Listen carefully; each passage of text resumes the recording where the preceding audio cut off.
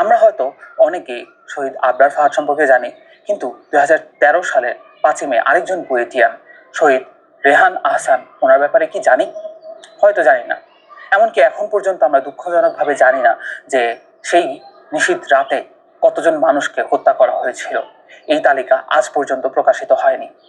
আমরা হেফাজতের যে আন্দোলন, সেটা নিয়ে অনেক ধরনের রাজনীতি হতে দেখেছি, কিন্তু এখন পর্যন্ত বিচার হতে দেখিনি।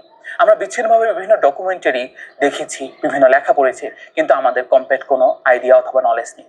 সেই ঘাটতি পূরণে আমি মনে করি যে আপনাদের চিরায়তি থেকে প্রকাশিত শাপলানামা 13 থেকে 23 এই বইটি পড়া উচিত। শাপলা ট্র্যাজেডির 10 বছর মার্ক করতে এই গ্রন্থটি, এই ম্যাগাজিনটি প্রকাশিত করা হয়।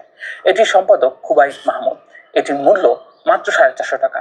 মাত্র এই কারণে বলছি যে এটি 750 পৃষ্ঠার, এবং এতে গল্প, কবিতা, প্রবন্ধ, স্মৃতিগদ্য সহ প্রায় সব ধরনের জনরার লেখা এখানে সংকলিত রয়েছে, যা শাপলাকে কেন্দ্র করে।